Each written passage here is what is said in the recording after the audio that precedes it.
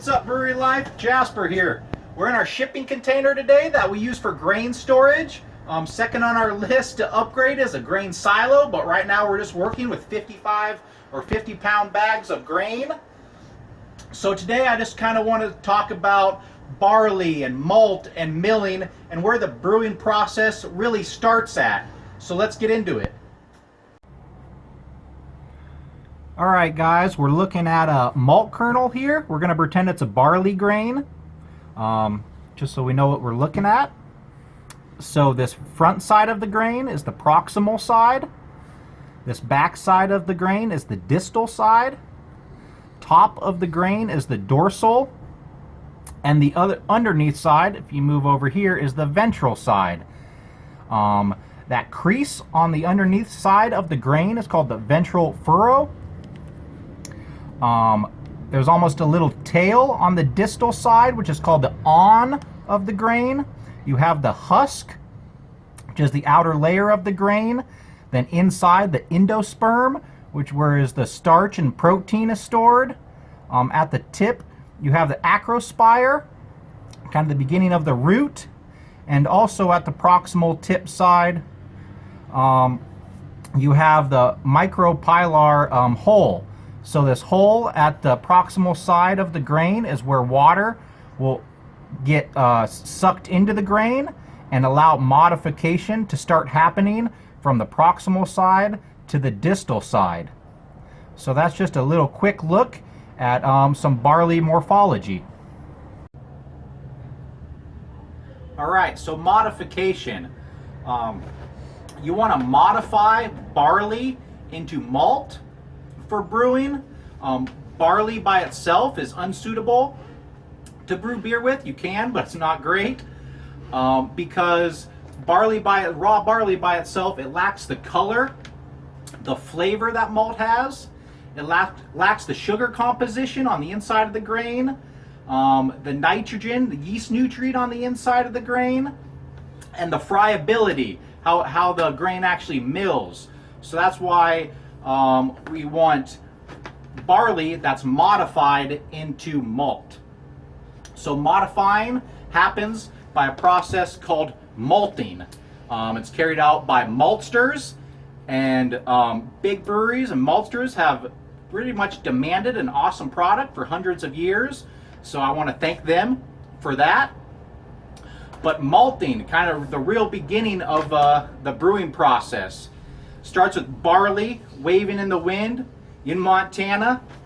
That barley is collected and stored for 15 months. So all these little barley fruits are stored underground in 5-ton concrete vessels for 15 months before they even start anything else, which is pretty impressive by itself.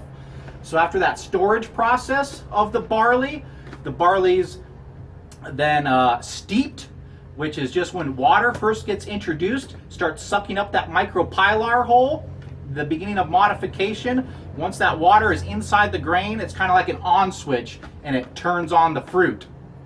After that steeping process, which usually happens for a couple days, you have a germination process, which is more heating up, aerating it, stirring it, and making it live, tricking it into starting to grow roots, chitting, getting the perfect chit, 3/4 of the length of the grain, and making the sugar composition on the inside of the grain. That germination process usually happens for 4 days, and after that 4 days is the kilning process.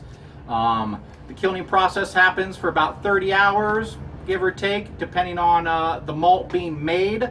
But the main point of kilning is just to dry it out, get the moisture out of the grain, solidify that sugar composition on the inside. It can also add color, flavor during that kilning process, and friability, making it crack. So after that kilning process, then they'll store the grain for another month in giant silos. After that storage process for another month, the grain is blended, so the maltster gets the consistency of the malt that they like. It's blended and packaged, and it arrives in 50-pound bags for us. So after all that work that we don't see as brewers, this is where we get it. This is where we start our brewing process. But barley has gone through a lot of processes to get to us at this level and this quality. All right, so when the malt arrives to us in these bags, you will tell what type of malt it is. If it's a specialty malts are usually higher kilned malts that add more color and flavor to beer, or base malt, which adds most of the sugar and the enzymes to beer. Base malts, you have a lot of different kinds, but two major ones are 6-row and 2-row. 6-row is a smaller kernel grain, and it has more protein, more enzymes in it. So you'd want to use 6-row base malt if you had adjuncts in your mash. Adjuncts means just non-barley malt, whether that's rice or corn, sorghum, or millet. You'd want to add some 6-row in there to boost your enzyme content of your mash.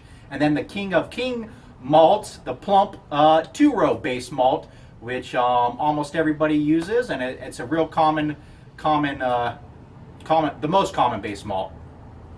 So when the malt arrives in these bags, you'll sometimes get like a malt spec sheet. It gives you an idea of what's inside the bag, helps you write the recipe. Some common things you'll see on that malt spec sheet are the fine or coarse extract numbers. I use that coarse extract number to write my beer recipes. And then there's a fine extract number. The difference between the coarse and fine extract number should be about 1 to 3%, and that's indication of modification. You'll have soluble nitrogen in there, how that middle endosperm protein was broken up, also a degree of modification reference. You'll have the color, Lovabond, SRM, EBC color on the grain, so you can work that into your recipe. The moisture of the grain, how well it stores, also important for recipe creation. I know I'm forgetting stuff, I'm just doing this off the top of my head. Diastatic power, how many enzymes are in that malt. And then friability, how well that malt crushes in the grain. Usually you want 85%. So we're going to weigh out our grain bill, and I will show you that friability and process, and we'll go check out the milling process after this. Cheers. All right, so I'm on top of our grist case here with our 2-row mill sitting on top of the grist case. And this is how we're going to crush that friable grain.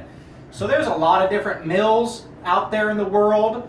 There's a wet mill, a 2-row wet mill. Sometimes if you've got some slack malt, just if your malt picks up some moisture after kilning, it's some slack malt. You may wet mill that, which means just getting the grain wet before you're rolling the mill. Helps specialty malt husks stay intact a little better. You can also wet mill if you use a hammer mill, just throwing the grain against a casing and exploding the grain into really small particles. Usually use a hammer mill if you have a mash filter. A different way to mash in rather than a mash tun. It's a mash filter and a hammer mill combination. And then we have our roller, just dry roller mills here. You got 4-row, 6-row mills. If you don't have a well-modified grain and want some smaller, small particles, then you use more rolls. But with today's awesome malt that we get from our awesome maltsters, we're allowed to use just a 2-row mill. So this is our 2-row, just dry mill, and this is how we get to the endosperm of the grain. So I'll turn it on and dump it in. You can kind of see how it falls through this.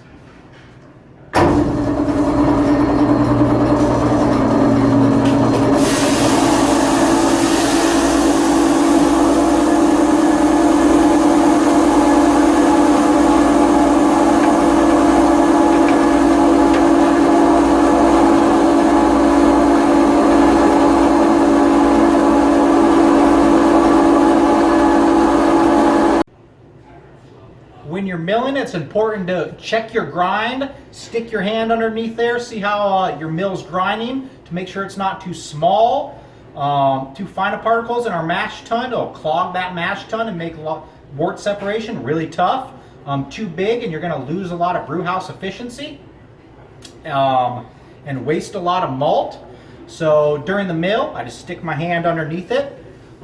Typically on our brew house, we get anywhere from 85 to 91% brew house efficiency. We don't have rakes and knives in that. So this is what our crush looks like. There's a lot of literature out there telling you different sizes and stuff. The best thing I found is just almost trial by air rather than sieves, 70% big, 30% small.